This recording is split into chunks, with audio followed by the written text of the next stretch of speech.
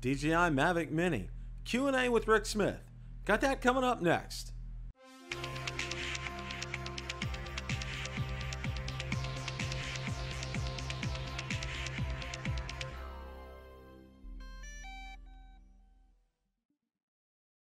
The other night, Marcus Crawford and I hosted Rotor Talk Live, and we had a very special guest on, Rick Smith.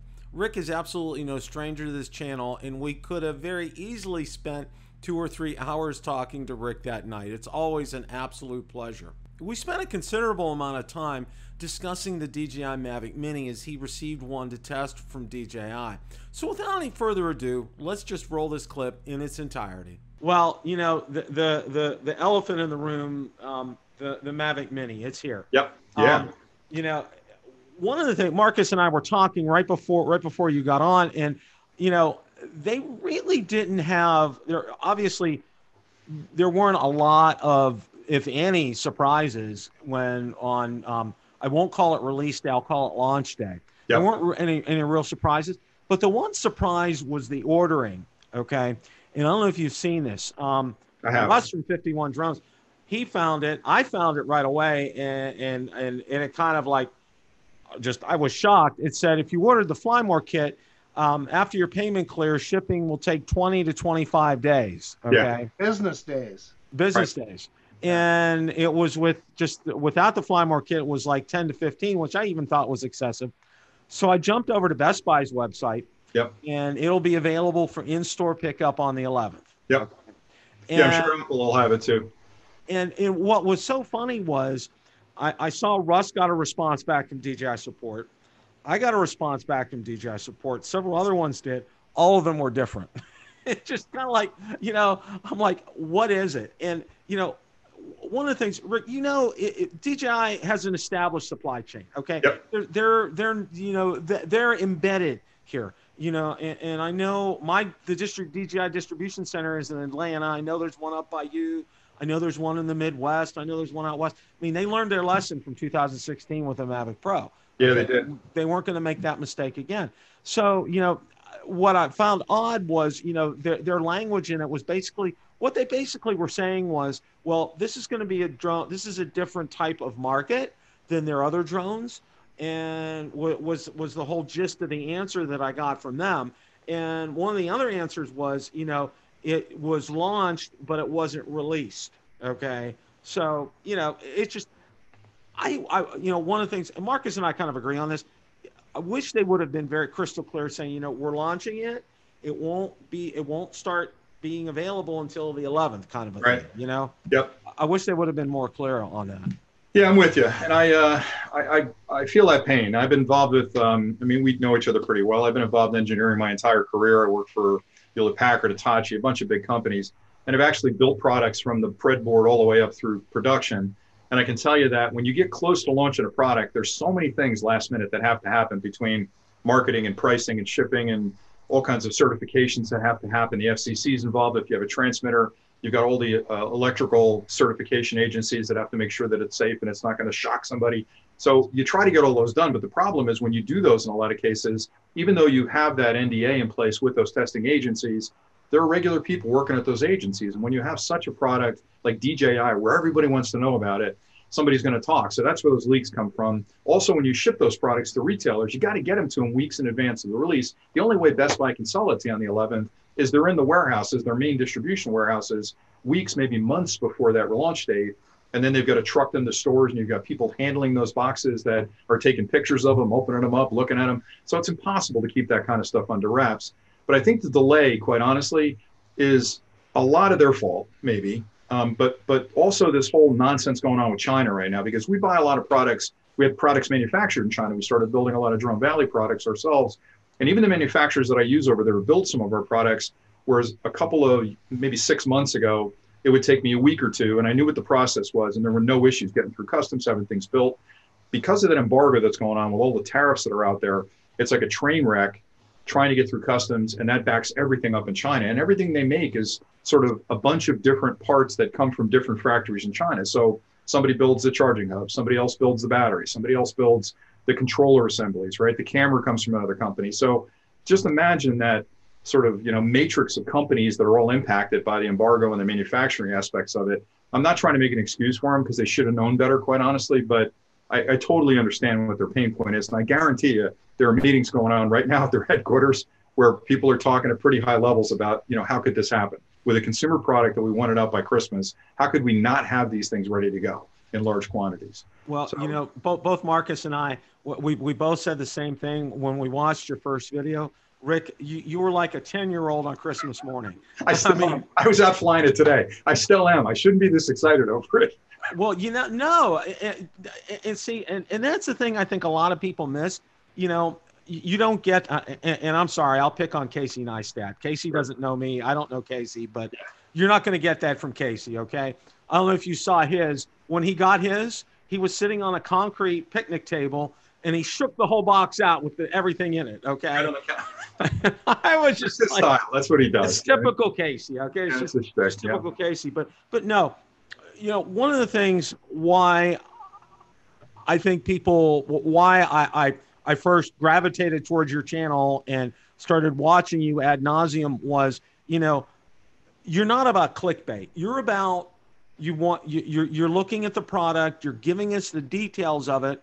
You get down and dirty as far as the details and the technical aspects of it. Right. And I think that's why that's why people love your channel, right? Because, you don't hold anything back. You tell us everything about it. And your series has been fantastic. I loved your one when you lost it in the grass. Oh man, that was a tough night. That was a really tough night. And I was like, should I even put that up? I don't know. Yeah, I probably should, because people are going to lose the drone. They're going to want to try and find it. But I don't know if I've ever been that panicked, because as I said in the video, picture it. It's the second day I have it. I've only flown it through 3 batteries, right? And I got a little bit left in the battery. It's getting a little bit dark. I'm probably 30 minutes from home. The wife just called and said, hey, dinner's on. You're going to be home soon? Yeah, honey, I'll be home soon. And I, like a jerk, I put it back up to 200 feet, thinking I'm going to get this perfect swoop shot, because I did it twice before. And that third time, I'm clipping the top of the grass, and I'm just grinning like a kid. And all of a sudden, I got the tumble in the video, and I'm like, oh no. And I knew it was down there somewhere. But that field is like 20 acres, 10 this way, 10 that way. And it's in 10 acres of tall grass. And I'm like, oh man, please let this have the find the drone function. And sure enough, it worked. So I thought, I probably should do a clip on that so people understand how that works. That was perfect. Yeah. Hey, Bill. Yes, sir, Marcus. Go for it. Do you want me to embarrass Rick and tell him my Osmo Mobile 3 story? Go for it. Yeah, definitely. Tell me. Well, here's the deal, Rick. When the Mobile 3 was introduced, I thought, what do I need with another gimbal? I've got a Hero 7 Black. Yep. I've got an Osmo Pocket. What do I need a gimbal for? I watched your video, and boy, did I understand how come I needed this thing, and went right out and bought it. And it's my go-to device right now. Along with the iPhone 11 and the camera on this. Right. Put it together with this guy. Yeah. Holy cow! What a tool. Yeah, it's fantastic. It really is. I couldn't agree with you more. And I think they really improved it in a lot of different ways to make it incredibly functional and portable, more importantly. And I did a trip down easy to use. Yeah, it's so simple. And I love the active tracking on there where it can follow you around. So if you're doing your videos in the field, put that thing on a tripod, you can talk to it and move around. It's going to follow you. And it's just fantastic. I think they've got a really good product on their hands there. Yeah, anyway, DJI owes you for selling that thing to me. I guess that's all I'm saying. You should blame me if it was terrible too. So it goes both ways. Yeah. Rick, one of the things that we noticed, and I got to say this, Marcus noticed it right away when we saw that the Best Buy had the leak as far as their ad was concerned. Yep. And they had DJI Fly, and I go, that's interesting. Does not say DJI Go 4. How do you like the app, Rick? I do, and I think I probably should say this now because we're going to get into it eventually. I think a lot of people see this drone through the wrong lens. I think there are a lot of flyers out there that fly very sophisticated drones today, Mavic 2, whatever it happens to be, Phantom, Autel Evo, Parrot Bebop, or I should say Parrot Anafi, and they look at this and think, oh, it doesn't have the features I want. Why would I even care about that? It's a joke. It's a toy. But really talking to DJI, because I've been under NDA with him for over a month, when I first talked to him about this drone, I'm like, what? I always care about what market are you trying to penetrate with this drone? Why would you release a drone like this? It's different than the others, but why? What was the engineering thought behind putting this kind of product out. And they explained it very simply. They said there are a small bubble of people, you and I, and all three of us included, that are super nerdy that fly drones, and they get it. But that's like 0.5% of the public that do that. And we live in this bubble where we talk about specs and speeds and feeds and all the other stuff about it. You know, it's like a car guy that understands cars, and we're going to argue about cubic centimeters in the engine and the carburetor. So we get that, and we're kind of in a bubble. But the other 99.5% of the public that wants to fly doesn't want to deal with that stuff. They want a very simple product to use. They can take on vacation. It's small, it's portable. They can charge it easy over USB-C, or in this case, micro, and just put it up and fly. And they looked at the drone and they looked at the application, and they said the drones are built for people like us, the nerds, right, the 0.5%. And there's way too many knobs and buttons and dials in there for the average consumer to figure it out. They don't want to mess with any of that stuff. And the application, outside of the technology, the application is complicated to figure out all the things that are on the screen that are going on. People just throw up their hands. So I'm sure they did a lot of testing, you know, with consumers saying, you know, what would you like? What do you need? This and that. And they wrote the application to sort of marry up perfectly with the drone. So the drone is incredibly simple to fly, but I said in the clip, and I'll still stand by this, that it's way sophisticated for the money they're charging for it. It's got 90%, maybe 85%, I'm pushing it a little, of what I get out of a Mavic in a Mavic Mini. The stability on it, the speed, the control, the response to it, the connection, the telemetry, everything about it is like flying a Mavic Pro, but it's tiny. And okay, the camera's only shooting 2.7K. That's good enough for me. 1080p at 60 is good enough for me. 2.5 miles, I'm not going to go that far. So if I get 1,000, 1,500 feet out of it, put it in my pocket and walk off, that's exactly what I'm looking for. So when it comes to the app, it's simpler. It's a lot easier to use. For example, just give you one example. I'm going to do a walkthrough on the channel with it, where we today fire up a drone, then you can bring up a map and see where you are compared to where NFZs are around you. And you can sort of, if you have to move a half a mile this way, you can move.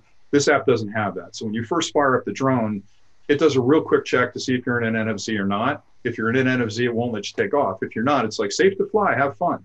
So that's cool, right? So the consumer knows immediately, am I near a military base or an airport? Maybe I shouldn't take off. But even better than that, in the application, they've built what I'll call hotspots around you, where if you can't fly where you are, you can open up another page and it'll tell you, here's a cool place to fly. Here's a scenic place you can fly. So you can look at that app and go, well, geez, a half a mile that way, we can be over there by the park and fly all we want. So they're trying to make it really consumer friendly. But again, I know people when they see the app that are used to DJI Go 4 are going to go, well, how come I don't have this control? And why can't I vary that aspect of it and stuff? But it really wasn't built for that crowd. It was built for the vast majority of consumers that want to buy a drone but don't want to deal with all the nerdy stuff that we have to deal with to get the thing up in the air. So I hope that makes sense. But yeah, that does. Yeah.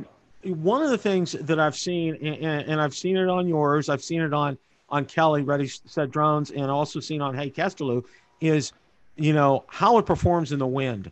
Yeah. It was, I mean, seriously, I cannot believe how stable that is in the wind, being at 249 grams. It's phenomenal. It was the first thing I tested, because the two questions I had out of the gate was, how's it going to perform in wind? Because I'm going to put it up in windy conditions, right? So I care that it's stable in the wind. It's not going to get buffeted around, because you put smaller drones up in the wind, man, they're a slave to that breeze. Wherever the wind goes, the drone's going, it's in a tree, and you're done. This thing has got such good stability control in it based on the IMUs and all the technology built into it, that I had it at about 25-mile-an-hour wind sitting at the edge of a lake, and I've got the camera focused on it where the drone is shifting like this and shaking, like fighting to stay in its position. And the camera image has got the horizon on it rock solid. So that 3-axis gimbal is doing everything it can to compensate and anticipate how that jog's going to happen to keep that image stable. Now, the one thing it can't correct for, which is, I guess, kind of the fourth dimension, right? It can correct left and right, up and down. It can't correct forward and back because there's no autofocus in there. So when it does get pushed back 1/4 of an inch, you do notice that in the video a little bit, but I'm totally fine with that. And I wouldn't be flying in that wind anyway most times, but I was blown away by the stability of it. It's really an incredibly stable drone. Yeah, and you know, the other thing, the thing that I was really pleased about was having a 3-axis gimbal on there. I mean, yeah. You know, because, you know, you look at it compared to the Spark, and, you know, the Spark's tried and true. I'm just going to, I'll say that. Yeah, all right. That's a killer drone, that Spark. Yeah.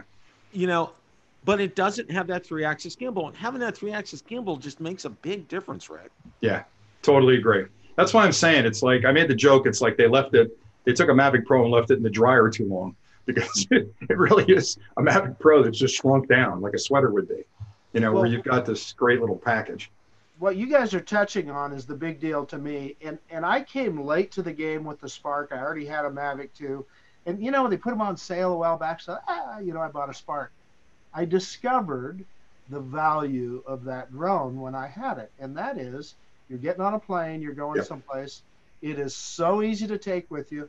It's so easy to deploy, so easy to retrieve. And that is what I'm really looking forward to with the Mavic Mini. It's going to be the drone I take with me whenever I'm getting on an airplane and going someplace. I totally agree. And I found I'm exactly like you, where I travel almost every week somewhere in the country or outside of the country. And I would always want to go, like I'm going to California, I'm going to be in San Francisco, I'm going to Utah, wherever I'm going. I'm thinking, man, I bring in that drone because I'm going to have an afternoon where I'm not in meetings and I got a rental car. I can drive anywhere I want to, but I got to bring that Phantom 4 with the big suitcase size thing. It's got to go through check-in and everything else. And I just, you know, I'm like, is it really worth the hassle? Like, okay, I've been to Cali a couple times. Do I really want to drag it along? With this guy, I'm going to tease you a little bit. With this guy, it's that small. It's tiny. I mean, this takes up less room in my bag than my shoes do. So it's in my bag everywhere I go, right in the plane with me. And I never have to think about, should I bring it? Maybe I don't use it, but I don't care. It's not like I brought it along and, oh, what a pain, you know, Phantom 4 and I didn't even fly it. So I totally agree with you. That's what it's built to do. Now, hey Rick, have you been using? I know you're. I know you have an iPhone with it. Do you have an how big's your phone? Do you have an iPhone 11? No, I don't have the latest. I have the one generation back from that. Okay, how big is it? How big's your iPhone? As big as they get. I don't even. Okay. It's over on the floor. Okay. No, what I was going to ask was, how does that fit in the controller? It fits in totally. It's the controller will take a 6.3-inch width and a 1/3 of an inch thick. So it'll take that phone, no problem whatsoever. It'll even take the iPad Mini 4. Okay, so, great, fantastic. Yeah, top tech questions. Yeah, I did see that. I did see that on your vid. That's fantastic because I still have my Mini 4. So yeah, I love it. That's what I use when I fly most days. Yeah, but the only thing is you need a longer cable, right? That cable won't fit. Well, see, I'm a rebel here. This is my Note 10 Plus. Yeah, so I like Android too. I do. I don't know. Apple's what they give us at work, so I use it. But this, Android, I just did a video. Yeah, I get it from Marcus and Ron all the time because they're Apple aficionados and say that that I'm on the dark side here with Android. So I'm good on both. I don't mind. But this actually worked. And what was interesting was I put a video out a couple of weeks ago. I used it with the Mavic 2 Pro. And it was the first, and I realized something when I did the video, because I had to bind the controller back to the Mavic 2. Right. It was the first time that I flew the Mavic 2 without the smart controller since I got it, since May. Okay. I've been using a smart controller the whole time with the Mavic 2. It was the first time because I wanted to test this out. It was the first time I used the other controller. I'm like, my gosh, it's been that long. It was just like, yeah, mine's getting dusty too. It's on the bench downstairs because that smart controller is so cool. I just want to add to that. So one of the things that I really noticed with the 11 was, so I had a 10S before this. And what the struggle I had with that thing was I would be out, and as soon as it got a little warm, that screen would start to dim, almost to the point that you lost FPV altogether. Right. So I tried a bunch of, I get a Mini 4. I ended up buying a Crystal Sky. And I even struggled with this Crystal Sky because it was heavy and so forth. I'm telling you, this 11 800 nits. I mean, so far it's been cooler weather, of course, so I can't say for certain, but it is just crystal clear and it's bright. And as a drone flyer, that's a big deal to me. Yeah, no, I'm with you. I think if I didn't have a smart controller, I'd have to do something possibly to upgrade, but. The budgets get out of control because just when you think you're set and you can put some money in the bank, then Skydio shows up and I got to buy a Skydio drone. Right? So that's exactly right. Yeah. Rick, I get one question that I have for you about the Mavic Mini is what's your favorite feature on it? What do you like the best about it? Yeah, I tell you, what I really am impressed by is just the control. I mean, when I fly. I do a lot of, like you do, a lot of aerial photography, which means I don't fly very far. I typically am close to a subject, but I'm a lot of times in a hairy situation where I'm around trees or branches or things like that, or over water. And I really need to feel comfortable that drone's going to do what I say it's going to do when I say it to do it. Now, one of the beefs I have with a lot of the other drones, especially the less expensive ones, is there's that lag between what I'm telling it to do and what the drone actually does. And that can be deadly because if I'm close to a tree and I tell it to turn to go this way, and it takes a second or two to respond. The tree swings down and hits it. So I love that synchronicity, for lack of a better term, between the controller and the drone. The delay is almost instantaneous response from what I tell it to do.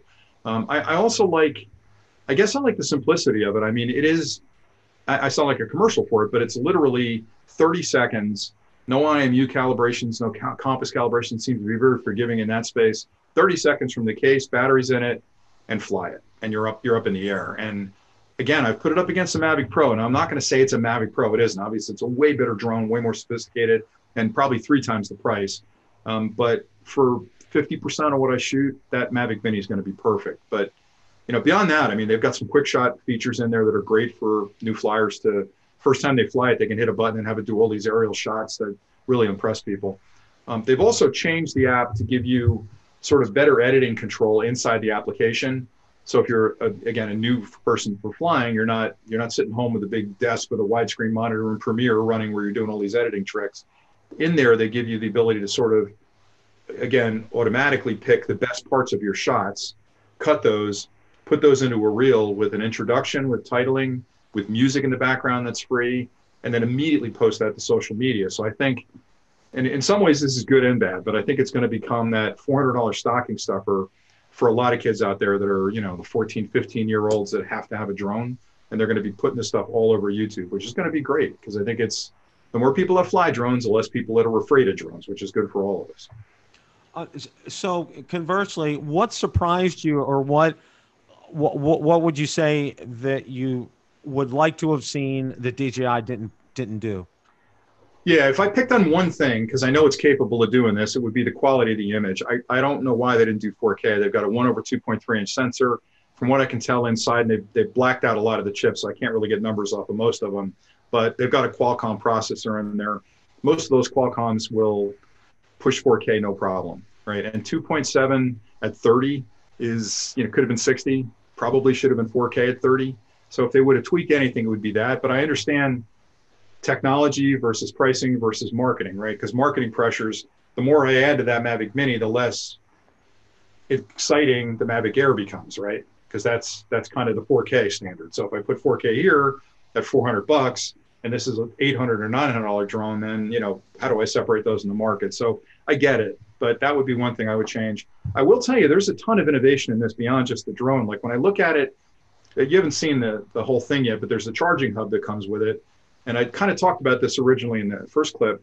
They could have just built the charging hub like they built forever, right? But they didn't. They built one that their engineers sat down and said, okay, we're going to be selling this new style of battery, which, by the way, isn't a smart battery. The battery itself is naked, and the smarts are now inside the drone. So we're going to build these batteries. How do we charge them? Can we put a hub out there to charge them? Yeah, no problem. We can work on that. Well, wouldn't it be cool if we could have that hub protect those batteries when you're traveling? Yeah, we can do that. Oh, by the way, while those batteries are discharged, maybe 25, 30%, together they represent quite a bit of potential. Can't we have that hub also use that extra potential to supply power to charge something else? Yeah, we could do that. So when you slide those half-depleted batteries into that hub, it becomes a battery bank. And it's got a full-size USB-A connection on the side that I can connect up to my phone or my controller or anything and charge it. So those kind of little innovative things, you don't need to do that. I mean, you're first to market with a sophisticated drone at a $400 price point.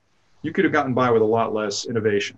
So I look at stuff like that, and I know, again, I get spanked all the time for being a DJI fanboy, but I'm a fan of technology. When people take the extra time to do that kind of engineering into their products, and, you know, it's hats off for me. I think that's a great thing. You know, I think one of the questions that I got pretty much ad nauseum was, oh, well, if I add the cage onto it, it's going to go over 249 grams. And, you know, it's like people are pulling their hair out. Yeah. And here's my advice. And I think Marcus and I had kind of talked about this. Okay, you know what? Get your $5 out, pay the FAA, register your drone. Numbers going on there. And put the number on there, okay? Because for us here in the United States, that's all that is, okay? That's all. And that's one of the points I think a lot of us as drone reviewers, we got a lot of questions on was about the registration. But the one thing that we really wanted to drive home, and I know I've driven this home pretty well, and I know Marcus and Ron have as well, was saying, you know what, this does not exempt you from rules. This doesn't mean you're free to do stuff that you can't you can't do with your Mavic or your Phantom. Okay, that's one of the things that we really had to drive home. Now, where it really does make a difference is in other countries, like for example, Canada, because I know up there, I have my good friend Lauren, who's in the chat right now. You have to not only register your drone, but you have to get your pilot certificate as well too. This eliminates you from having to do that. So, and I'm sure it's like that in other countries too, like over in the UK and Europe and so forth. So that's why this is a really big deal. That's why I've been trying to emphasize to other people, it's not just the United States, it's around the world where this is a really big deal. No, you're right on the money. And we tend to look at it very myopically because we're in the US, right? So people always think, well, we're right on the border of 250.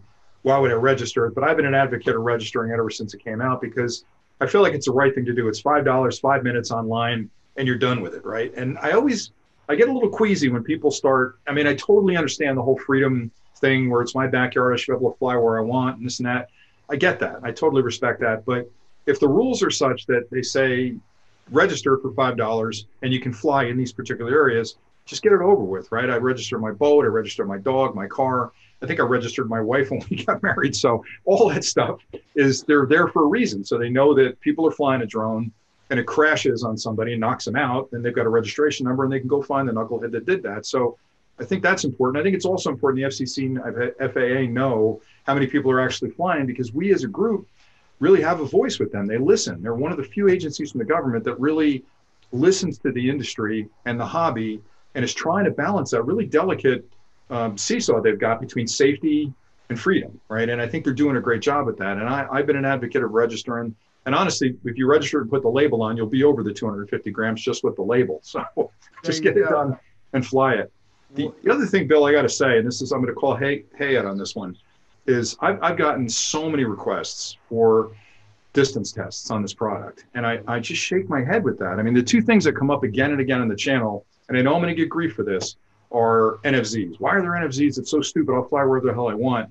And my argument against that is, if you're telling me I can't be in a particular area, whether it's on the ground or the air, why do I need to go in that area, right? If I'm breaking the law to go there, I get you can break the law. People do it all the time. I speed occasionally. I'm breaking the law by doing that. But why would I want to do that, right? So NFZs just protect you from inadvertently flying into an area that you don't know, maybe a place you can't be because you can't see a fence in the sky. So the only reason you'd want a drone that doesn't have NFZs in it is because maybe you do want to fly there. So you're kind of telling me you're looking to break the rules. So that one bothers me, but the long distance one bothers me even more. And how I just did a clip, I guess he caved to pressure of long distance. Like people ask me all the time, how far will it fly? 2.5 miles. Why do you need to know that? You can only fly as far as you can see it. And I'm getting older. So for me, 1,000, 1,500 feet is probably the limit of where I can see this thing. It'll safely fly that distance. I've had it out that far, no issues whatsoever with connections or image streaming problems, but they want us to fly 2.5 miles. And I just can't get past, like, Hay just posted a clip where he's flying, I think 2.5 miles, or I think over the Hudson. I want to comment on the clip and go, what are you doing? Like, you're somebody in the industry where new flyers are going to go to your channel to see this drone, and you're showing them and filming the fact that you're breaking the law by flying 2.5 miles with that drone. There's no way you can see that drone at 2.5 miles away. Right. So that frustrates me because I feel like if you're out there and you're putting up YouTube channel clips about your drone and how you fly it and all the rest of this stuff, there are tons of people, 99.5% of the public that don't fly presently, that are going to be looking at YouTube to get their recommendations and experience and behavior patterns that they're going to dictate based on what they see. And if they see you flying the drone 2.5 miles, they're going to think it's okay. So I know that's controversial to say that, but I really had to say that because, man, it's a dangerous thing to do that, especially over the Hudson or wherever he was up there in New York. Yeah, one of the things, Rick, I'm like you as well. For me, I'm at about 1,500 feet. That's my limit as far as visually being able to see my drone. And the thing that I've always cared about was, have I got that strong signal? Can I still see where the drone, from the FPV view? And the answer is yes. That's what I care about. Like I said, my limit's what, about 1,500. Sometimes I'll go to 2,000, especially depending upon, weather conditions here in Florida change all the time. And if it's and the sky is such, I can probably even go to 2,000 feet and still see it. Yeah. But beyond that, for me, I'm not gonna do that. Marcus, did you have any questions for Rick? Yeah, I got a technical question for Rick. So you touched on the lithium-ion batteries in the Mini. So I guess it's kind of a two-part question. A, is lithium-ion safer than LiPo? And B, lithium-ion, and all I know is what I read, but I understand that you can leave a lithium-ion battery charged and it won't hurt it like it will a LiPo battery. And C, why did DJI choose lithium-ion over lithium polymer? Okay. Yeah, so that's a lot of detail there. So they are different. I believe these are lithium ions, which I believe inside there, and I haven't hacksawed one of these apart yet, but from the form factor and the weight of it, and I kind of compared it to standard 18650s, which are really common lithium ion batteries that are used for a lot of those high powered flashlights and other things. I think what they've got is a pair of those inside there, or at least constitute that when they put it together. You're right about it. You can leave them charged longer. What happens with lithium polymer batteries is that the barrier between those two chemicals that are inside there will break down over time if you leave them charged. And little things, and I've done clips on this, little things called dendrites, and I don't know why these form, but they form on both opposite poles and eventually work their way through. They're actually holes that develop through that polymer, through that insulator between them. And once those touch, then they start to short the battery out. So the way you minimize those dendrites from growing is to keep the battery at about a 15 to 20% charge. Any more than that, and you're in danger of creating those dendrites, which are trying to eliminate the charge inside the battery to get to each other. It isn't the same with the lithium ion. So you're a little bit better to keep it fully charged than lithium ion. I think they shifted to lithium ion based on price because the polymers are more expensive. And I think they were doing everything they could. And I mentioned this before, most times you have a seesaw between price and functionality. And I've been involved in those fights, and they are fights where marketing will say, it's too expensive, pull some features out. The engineers will say, we can build features in, we'll just make it a couple of bucks more. So you're always fighting price versus features. They have a third leg, so it's like a seesaw that can pivot in every direction where they got to go with weight. So they had to keep it under 249 grams. So I think they looked at the batteries and said, if we go for lithium polymer, the energy density in those is not quite as great, which means it's going to be a heavier battery to get to 30 minutes of flight time, which was the metric they were going for. And I think they went for the lithium ion because of that. So I think it was a price decision to go to it. In some ways, it's better than the lithium polymer because you can leave them charged. I think that's where it's at. So if I'm getting on an airplane, am I okay to leave that lithium ion charged? You can. They're not going to give you a hard time about it. I've taken hundreds of flights with drones. I've never had them check the levels of the battery ever. Right. I don't think they even know they can. And honestly, with this one, you can't unless it's in the hub because the battery doesn't have a button on it to show you the 3 or 4 bars. It has to be in the drone or in the hub to do that. I wouldn't suggest that. I'd always keep them 50% or less when you fly, just to be safe. Or you don't want to be that jerk where your phone blows up and everybody's pointing at you. Oh yeah. Yeah. Rick, one of the things that I really like a lot is what they've done with accessories for the Mavic Mini. Yeah, it's kind of cool. They really, I mean, I think, as I've said before, and I'm sure you'll agree, DJI constantly evolves. They constantly look at what they can do better and how they can do things, differently. And I really like what they've done as far as accessories, not only with the Fly More kit, but that charging globe, if you want to call it that, where you dock that you can put it in, the accessories kit that you can have with this, but the one thing I think that frustrates me, and I think Marcus will probably agree, is you go to look at them on launch day, on launch day, they're not available yet. They're still they're still not available. But I think that's a great thing, and I think DJI is heading in the right direction as far as those kind of accessories are concerned.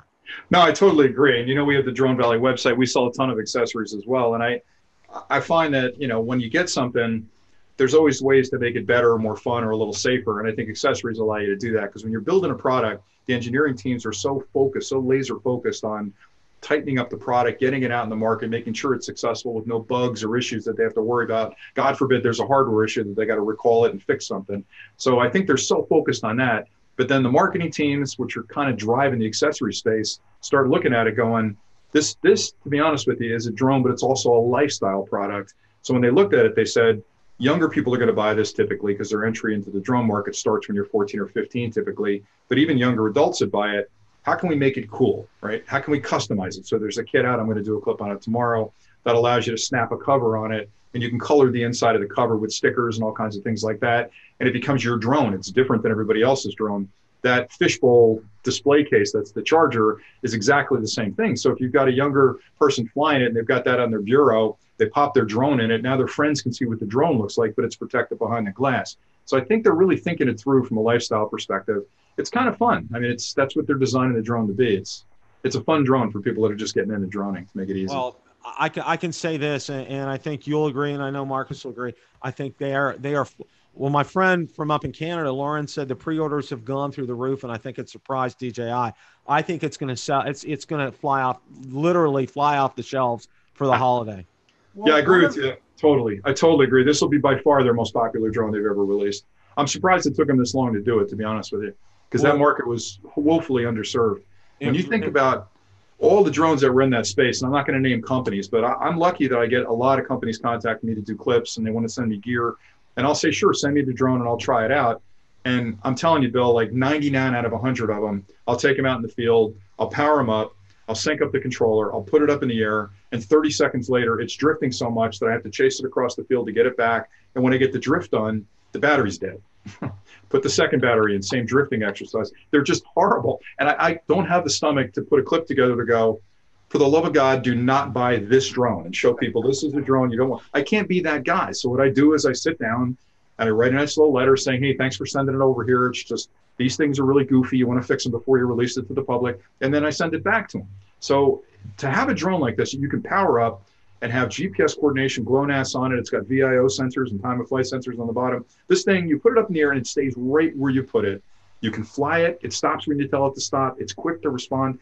Like, this is an entirely new style of drone for that entry-level class that it just blows everything else away in that space. So, and I know Unique's going to come at me hard because they've got their new product out, which is kind of cool, but it's not this. This is something different.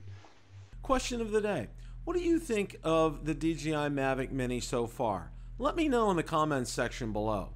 If you like the content from today's video, please make sure you hit the like button, subscribe, and tell others about the channel. Also be sure to check out my Facebook page where I do post daily updates regarding the drone and drone industry and anything DJI, Autel, or Parrot related. Also be sure to check out my Twitter account where I do post daily updates, and Instagram as well. Thanks so much for watching, and remember, it's a great day to fly.